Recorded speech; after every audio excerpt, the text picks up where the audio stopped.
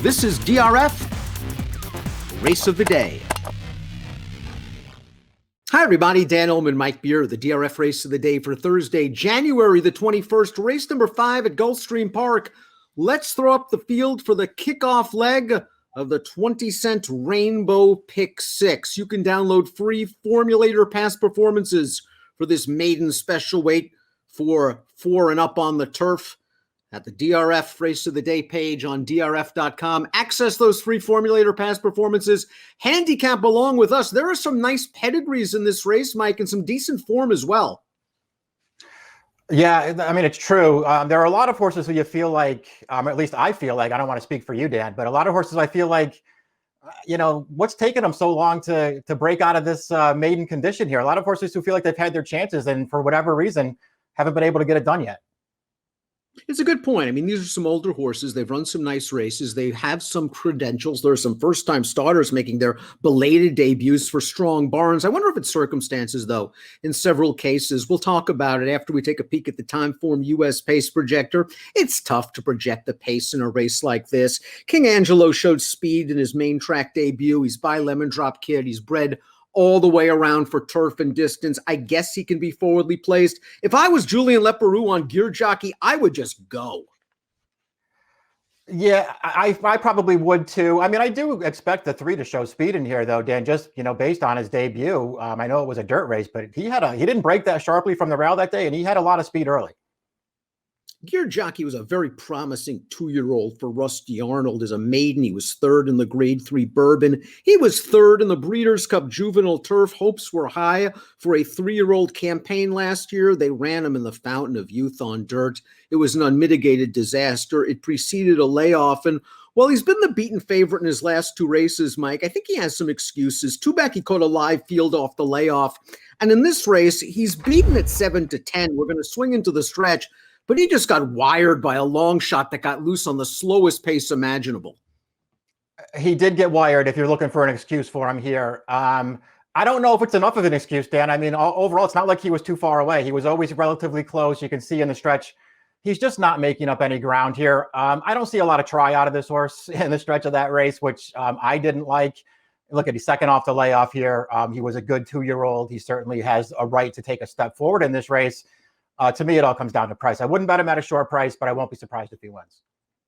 Horse coming off a 4-month layoff. It's got a lovely pedigree, and it's probably a little too early to give up on the number 2, High Def, who's by the great Seed the Stars. He's a full brother to a Group 3 stakes winner in England. He's a full brother to a French stakes winner. The dam was multiple stakes placed in France. And let's go back to High Def's most recent start. Second lifetime effort back on September the 7th.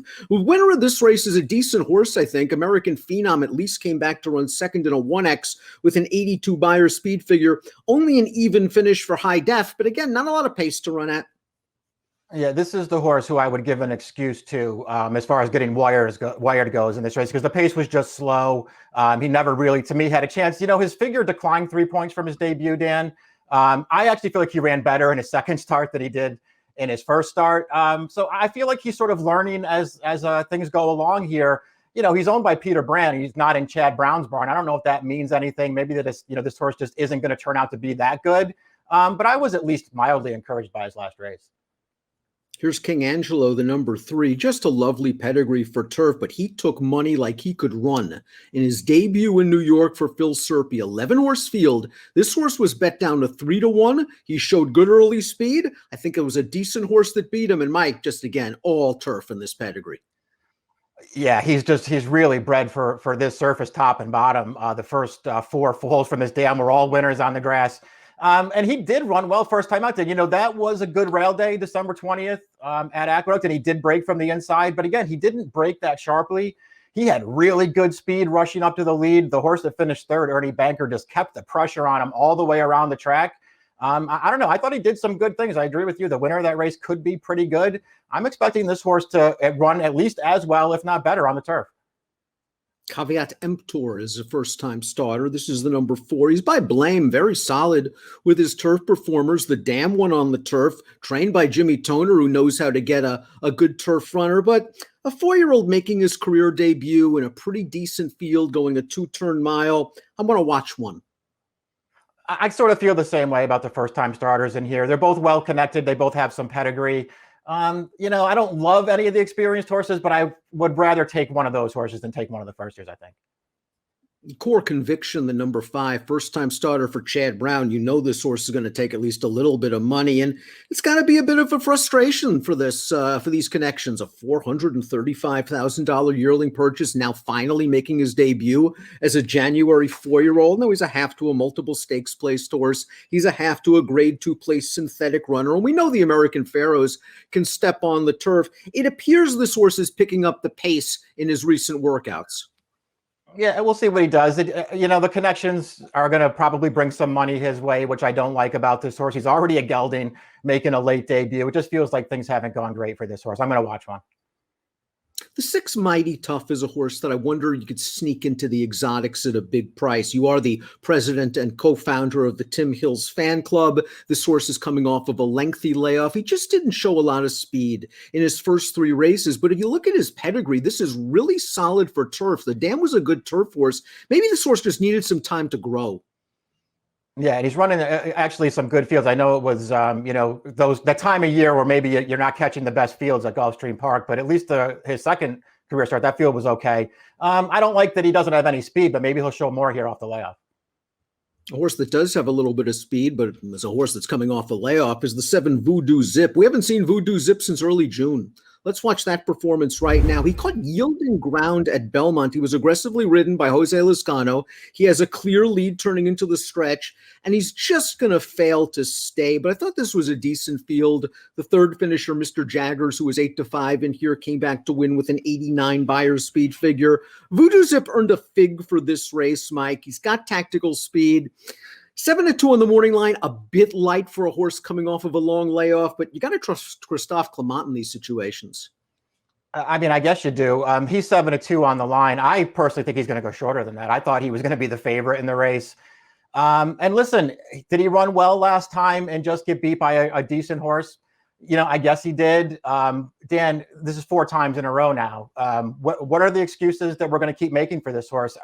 He's run pretty well in all of those races, but you can go back and watch any one of the 4 and get back to me when you find the excuse for him not to win. He's not a horse I'm going to be betting as the favorite. The 8 is Liam's Boy, another horse trained by Tim Hills. This is a New York bred, a horse coming off of a long layoff.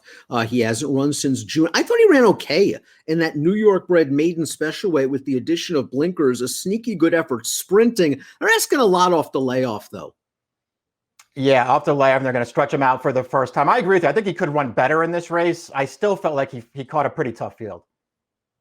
Let's watch Rochambeau's most recent start. Now, he's been beaten as the favorite in his last 2 races, and he's burned a lot of money for these connections. He's in between horses. He's going to try to finish up here evenly, and he does once he splits.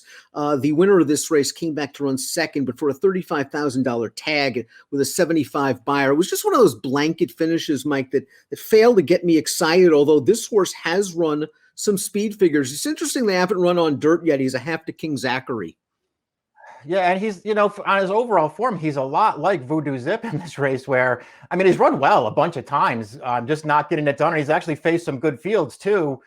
So maybe at the end of the day, these 2 horses are just, you know, they found themselves in an easier spot here. But man, I didn't like this horse's last race at all. I mean, I thought he got a great trip in that race. He had every chance to win. Once again, he failed to get it done. And I was actually very interested in him in that race, Dan, because I thought 2 back at Kentucky Downs, he ran really well on a fast pace. The horse that I'm interested in at a big price to use somewhere is the number 10. That's Carmichael. This is a horse that has a nice pedigree. His damn lazy Sluzen was a multiple grade 1 stakes winner on the dirt, but she could also win on the turf.